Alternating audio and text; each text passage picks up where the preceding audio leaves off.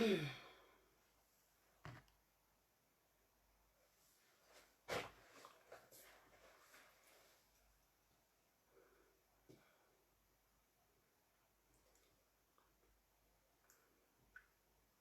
everybody.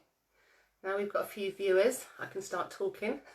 But if anybody who's watching this as a replay, my name's Marley and I am a midwife. I've been a midwife now for 11 years, and this is a very unusual way of doing things with the baby show. I recently did a talk at the baby show back in February, just gone, literally just a few weeks before it got turned into the Nightingale Hospital. So very, very, very interesting. But it's a different concept, different way of doing things. But I've been watching for the last 24 hours and there's been so much to see and so much to buy that I guess all you pregnant mums out there must be quite overwhelmed with it all. But anyway, the purpose of today's talk is to discuss, hi Hannah, hi Fiona, is to discuss the things that you can do, some tips that you can, I'm going to give you some tips, some things that you can do to help have the best birth possible, basically. So, as I said, I'm Marley, I'm a midwife. I've got 5 children of my own. They range from, well, my youngest is 1 and my eldest is 20. So quite a vast range of ages there. But I do think that does help a little bit. But what I do now is I like to teach women about, you know, preparing their bodies for birth, and not just their bodies but their minds as well, because some people might say to you, well, you know, what will be.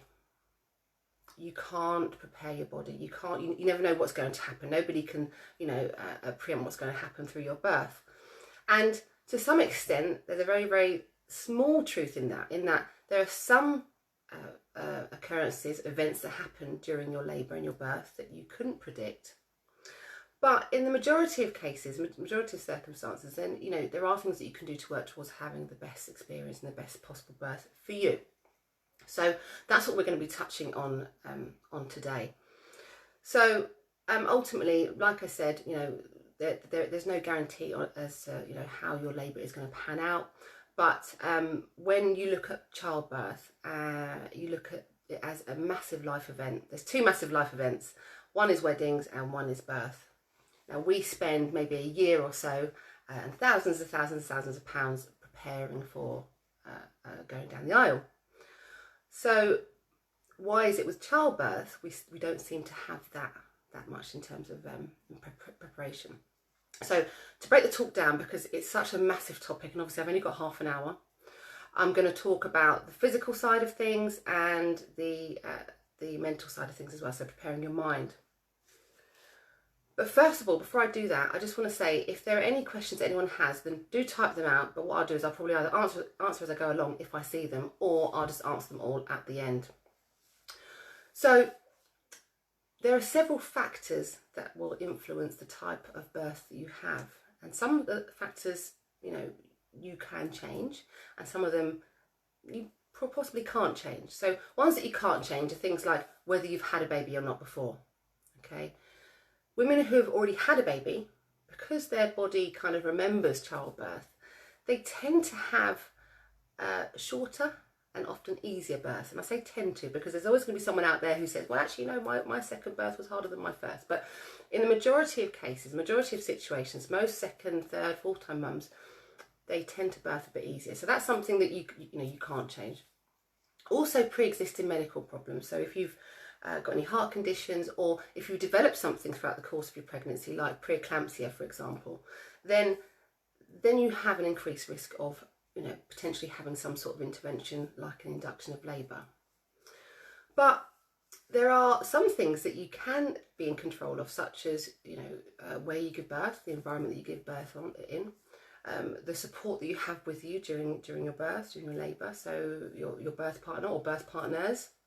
I know at the moment it's very, very difficult to have more than one birth partner because of what's going on with the pandemic. But so it's even more important that your birth partner, whether it's your partner, the father of your baby, your mum, your sister, or whoever it is supportive to you.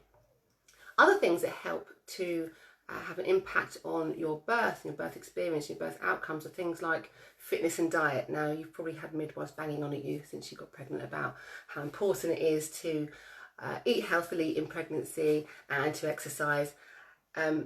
Exercise hasn't been very easy. It hasn't been easy for me over the last 2 months. I think I've put on about half a stone because, just sitting and eating, obviously during lockdown. But it's very important. And a Spanish study actually showed, a recent Spanish study showed that women who exercise regularly during their pregnancy, and when I say regular exercise, I don't necessarily mean, running off to the gym every day for an hour, unless that's something that you're used to doing, of course, it's absolutely fine. But just light exercise, like walking perhaps for 15 minutes or 20 minutes a day, or watching a yoga video, doing some yoga moves from YouTube at home or something like that. Swimming would be great, and hopefully for those women that are in their early pregnancy, if the swimming pools are open towards the end of the year and you're able to go swimming, then swimming's a fantastic sport to do as well. That does help. But a Spanish study did show that women who exercise regularly during their pregnancies are more likely to have a shorter labour. Okay, so there's so many benefits to eating well and exercising too. So if you eat well, if you watch what you eat, unlike me, I ate loads when I was pregnant, and I did kind of suffer for it. But if you are careful with what you eat and have a nice balanced diet, then you're less likely to develop things like gestational diabetes, which again can then potentially lead on to unwanted interventions. And sometimes, I was listening to Will Dooley's chat earlier, the obstetric doctor, and sometimes interventions are necessary, but for the majority of us, they're not. And actually, if we can just kind of work on things like I said, diet and exercise, and I'll go on to the mental side of things as well in a minute, then we are more likely to have a positive birth experience.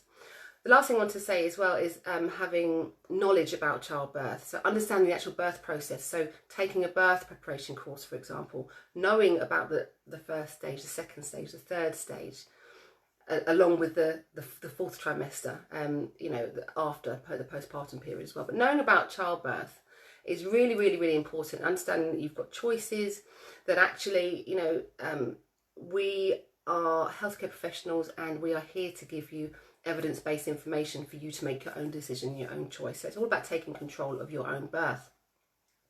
So let's talk about mindset as well. I always say that childbirth is 60% physical, and this is just my theory, by the way, and 40% mental, all right? The mind is a powerful thing, it really is a powerful thing. And how we perceive things, especially childbirth, can really impact us, can impact our birth experience. So we can use tools, we can use techniques to kind of help us through our labours and through our births. But the outcome will really depend from person to person. So for example, if you are heavily pregnant, or any stage through your pregnancy really, and you talk to somebody about their birth experience, and you may well hear that lots of women talk about their negative birth experiences. People are more likely to talk about negative ones than positive ones. So if you've got somebody who's talking to you about a negative birth experience, then that can kind of automatically make you think, get a bit anxious about the whole aspect of birth. What you've got to remember is that no matter what you do throughout your birth, how you prepare for it, what you think, everybody's birth experience is totally different. We all have our fears and anxieties about birth, and the top 4 that I hear women talk about the most is they're worried about having tears, worried about tearing during childbirth. They're worried about the pain. They're worried about having an emergency cesarean section or any other kind of assisted birth. And then, of course, they're worried about, is there going to be a problem with my baby? Is my baby going to be okay? So they are the kind of top 4 things that women worry about.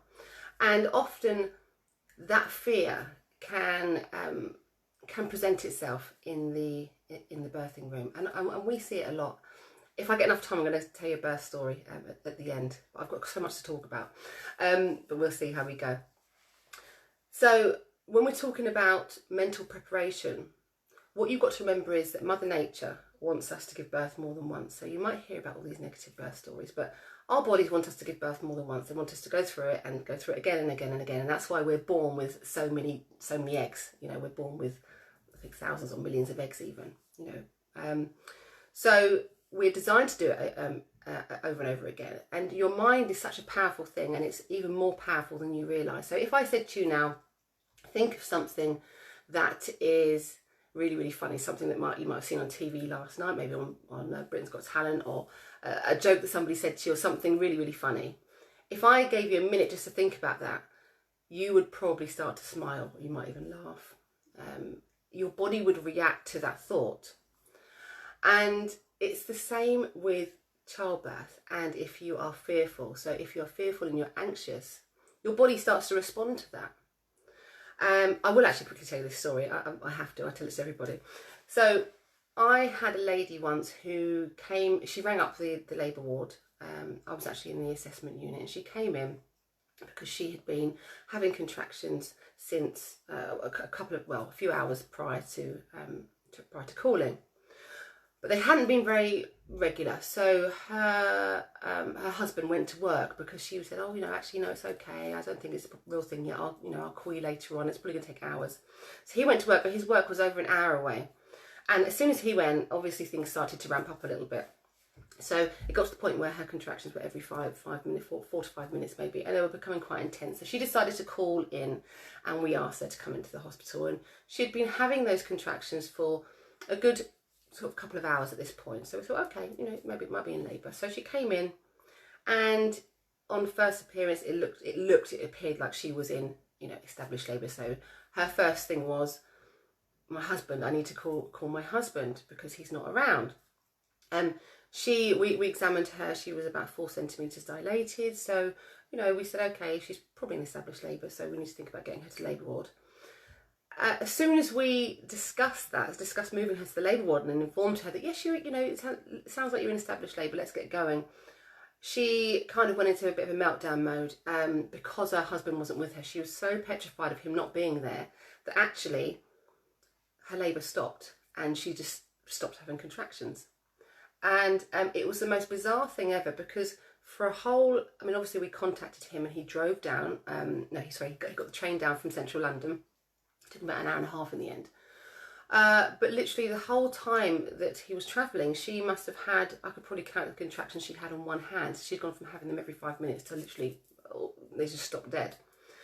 As soon as he arrived at the hospital, you could clearly see she relaxed. Everything was like, that's just relief now. And her labour restarted within about 20 minutes. And I'd never seen anything like that, and I haven't seen anything like that since. But to me, that just shows how our minds can absolutely affect our labour and our birth experience. So some of the things that you can do to help you prepare mentally for childbirth are things like affirmations. You may well have heard of using positive affirmations. You can find them all over the place. You can find them on Pinterest. You can find them just by Googling positive affirmations. I've actually got a set of free affirmation cards that you can just download from my website as well, which is midwifemarley.com, if you're interested in having a little look at those. But by reading positive affirmations, people say getting a positive mindset can then kind of set you up for having a positive birth experience. Doing things like meditation and hypnobirthing as well, they can certainly help. I love hearing stories about women who have done hypnobirthing. Hypnobirthing is obviously not for everybody, and it doesn't guarantee the perfect birth. You can use hypnobirthing even if you're planning to have an elective cesarean section, for example, but it just helps to reduce your fear, give you more confidence, and actually remain calm. I've got an awesome hypnobirthing video as well, which if you go to my Instagram page, which is at Midwife Marley, you can see in my links there, I've put this hypnobirthing video up by a lady called Susie, and she's absolutely phenomenal. You would not think she's in labour at all, the way she's talking, and she has a baby 10 minutes later. It's fantastic. But doing hypnobirthing, as part of a hypnobirthing course, you use visualizations as well, and scripts, having like nice low-level music, and making sure you've got the right environment for you, whether you give birth at home, whether you give birth in the hospital, in a birth centre, just making sure that environment is how you want it. And you can do that by putting these things in a birth plan. Now, You haven't got to have a birth plan that is rigid, you know, like some people like to talk about birth plans as being rigid. But you can most certainly put your wants and your desires in your birth plan. There's nothing wrong with wanting to have this type of birth. I would like things to happen this way. You know, absolutely nothing wrong with that. But it's always good, and like I said at the beginning, it's always good to be knowledgeable, enroll on a birth preparation course, be knowledgeable about the different steps of different stages of labour, and also be knowledgeable about what can occur if things deviate from the norm. You know, you need to be aware of these things, because there's nothing worse than going into labour, getting to the hospital, you've planned it to go a certain way, and then actually something else happens, and an intervention is suggested to you, and you haven't heard about that before. You know, so always do your research beforehand before you go and have your baby. Let me just quickly run through, I hope I've still got enough time. Let me run through some of the physical things that you can do as well. So I'm just going to check the time quickly, because I know I like to, I've only been 15 minutes, that's great. Let me talk about some of the physical things that you can do as well, some of the physical steps that you can take which may help. Now obviously I've mentioned diet and exercise, which are very, very important. But having an optimal position for your baby as well is really, really important. I was actually looking for a doll to demonstrate this today, but I couldn't find one. My little girl has hidden it somewhere. Often women will say, I had labour that went on and off for 2 weeks or a week or 3 days. Stop, start, stop, start, stop, start. And often we call that prodromal labour, really, really like early stages of labour. And often that's because a baby is either quite high up in the pelvis, so it hasn't engaged properly yet, or it could be that the baby's in a non-optimal position. I have printed out something for you, and I don't know if you can see it. I have managed to do it mirror image, so because otherwise all the letters were back to front. So I'm hoping that you can actually see that. Hang on a second. So where it says anterior presentation, you can see that the baby's face is facing the spine. Okay, where it says posterior presentation, the baby's face is facing your belly, so the back is facing the spine. So that's why we call it back to back or sunny side up. Now posterior presentation babies, they can cause the labour to go on and on and on and on, because the head isn't pressing against that cervix properly. The baby isn't positioned well enough to kind of rotate through down and out the birth canal. Often babies that are posterior, they will just turn around in labour. The force of the contractions will just turn the baby round, which is fantastic. Sometimes they don't, and sometimes what we need to do as midwives is help the women get into as many different positions as possible to help rotate that baby's head round. But there are things that you can do at home to prevent your baby getting in that position, or if your midwife has told you that the baby's in that position, there's things that you can do to try and help turn the baby round. Now, there is limited evidence to support this, but there's nothing wrong with trying it.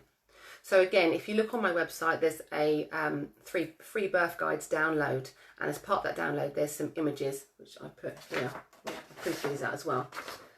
Please excuse my drawings. I'm not the biggest artist in the world, but there's some images here which gives you a bit of information about how you can get your baby to go into an optimal position for labour and birth. When your baby is in an optimal position, which is what we call occipital anterior, which is where the baby is facing with the head down like I showed you, then the baby is more able to rotate around through the birth canal easier. Okay, two more things I wanted to talk about, and one of them was perineal massage, and the second thing was cervical ripening as well. And then after that, then I can answer some of your questions, because I can see quite a few questions coming up. So, perineal massage. Perineal massage, there have been some studies that have shown that if you do perineal massage for around 6 weeks prior to having your baby, that it can help reduce the risk of having significant tearing or having an episiotomy, which is where they give you a little cut, okay, which if you've done a birth preparation class, you'd have learned about episiotomies. Okay, so it's very, very difficult for me to show you how to do a perineal massage without actually doing it, so I'm not going to do that. But again, there is a link in my birth download pack, my free birth download pack, to a video on YouTube from this amazing lady who I follow on Instagram called My Pelvic Floor Muscles, and she does all these great videos. And it's got a demonstration on animation on how to do perineal massage. You can just use something like a natural oil, like olive oil, just to do that. But there is evidence to support that it does help to either avoid tears or to reduce the significance of them. So definitely worth looking into perineal massage. Cervical ripening. So there's also been a study, it's quite an old one actually, which suggests that eating dates, you've probably heard about, you may well have heard about this, that eating dates, several dates a day, I think like 3 or 4 dates a day, I think it is. I'm not a fan of dates, by the way, but eating them for the last few weeks of your pregnancy can help to, it doesn't induce you or anything like that, but it can help your cervix to ripen a little bit. So subsequently making your labour a little bit shorter, because if your cervix is nice and ripe, so when I say ripe I mean starting to soften, it's starting to shorten a little bit as well, then ultimately your labour is going to is more likely to be shorter in length. So cervical ripening using dates, which are a natural food product, is also one of the things that you can do to kind of help prepare your body for labour. Now I've got so many questions that I've got here, so I'm going to start answering them now because I don't really want to miss anybody out. Oh gosh. Okay. I'm very nervous about giving birth now. 34 weeks my second. First birth was 12 years ago. It was terrible from start to finish. I think it was the same. I decided to go for an elective C-section. I'm not sure I want one. I'm worried something will go wrong, and that is a worry that I think you're not alone in that. You're not alone in that, and especially if you've had a traumatic birth experience first time round. And what I can say is, do write a birth plan. Whether you have an elective cesarean or not, do write a birth plan. Do make sure that your birth team are absolutely aware of your history, how you feel about your previous birth. Hopefully your maternity unit will have like a birth reflection service or a midwife that can actually support you because of your previous birth experience, or even an obstetrician that can support you as well.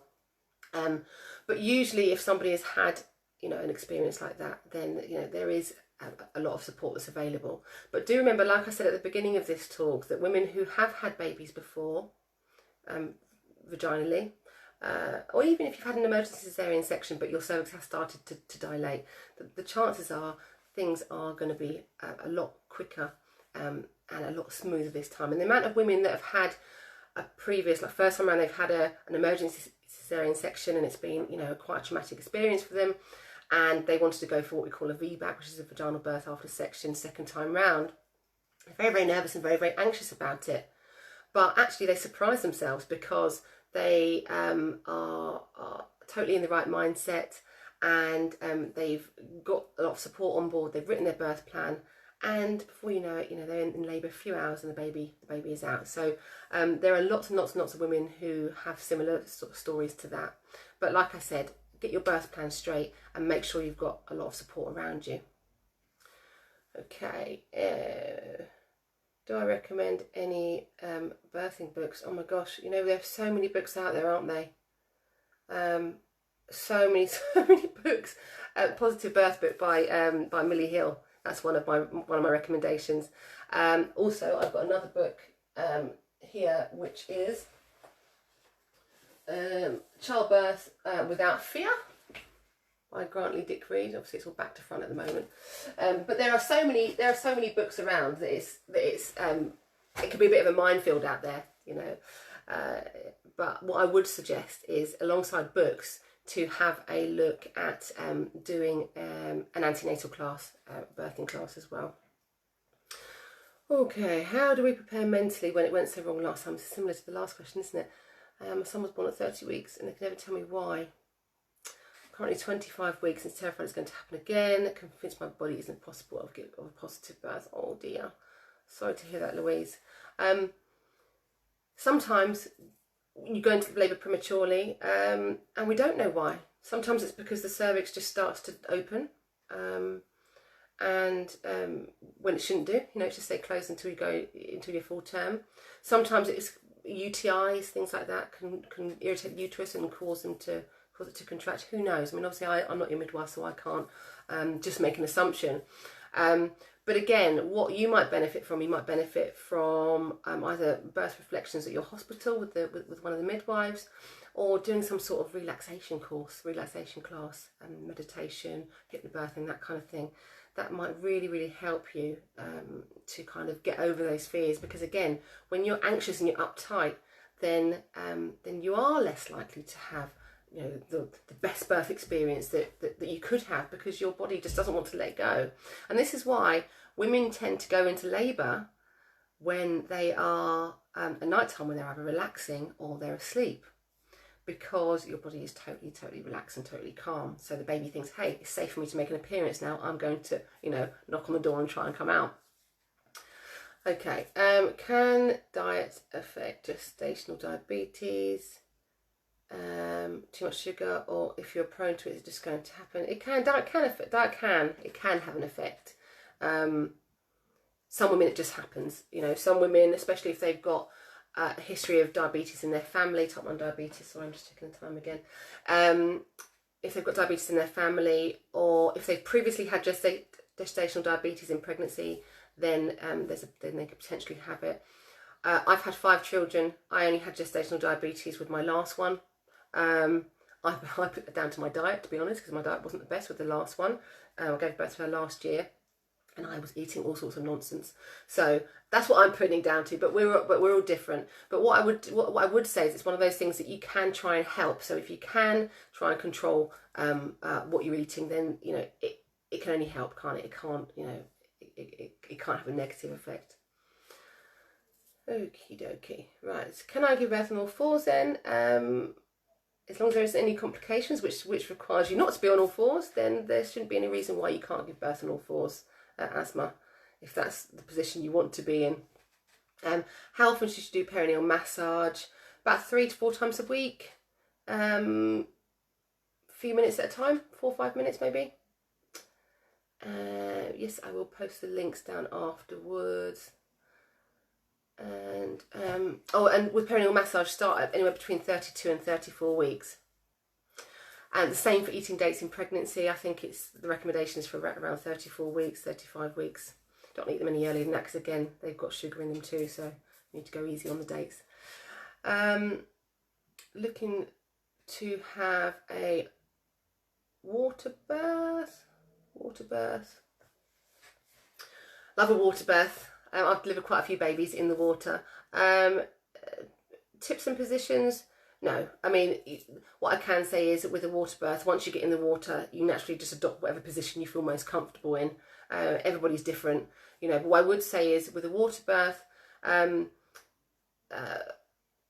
it's unusual for women to get into the water before they're in established labour, you know. So established labour is when you're like around 4 centimetres dilated and you're contracting every few minutes.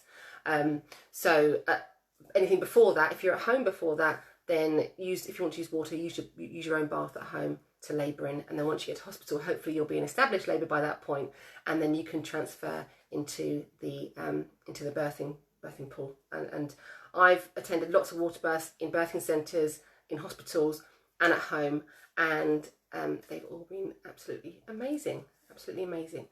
I'm not sure if I can answer any more questions, because I think we've come right to the end. But what you can do is follow me on Instagram at Midwife Marley. There's lots and lots of information that I put up there with my lovely little drawing. So if any of you already follow me, you'll know. And you can send me some questions. I don't usually answer questions because I get like hundreds of them every single week. But more than happy for the rest of today. If you want to DM me something, then feel free to do that. And I will pop the links to my free birth guides and my free affirmations in the comment section below in a minute once the video is finished. But I am conscious that I've got to end, I'm afraid. So really sorry that I couldn't catch up and answer all the questions. But I hope that's been useful. I hope that's been of some benefit to you guys. But just remember, 60% physical, 40% mental. It's all about getting in the right mindset, as well as doing things to prepare your body as well. So thank you very much for joining me, ladies and gents, if there are any gents on, and enjoy the rest of your day. Take care. See you later.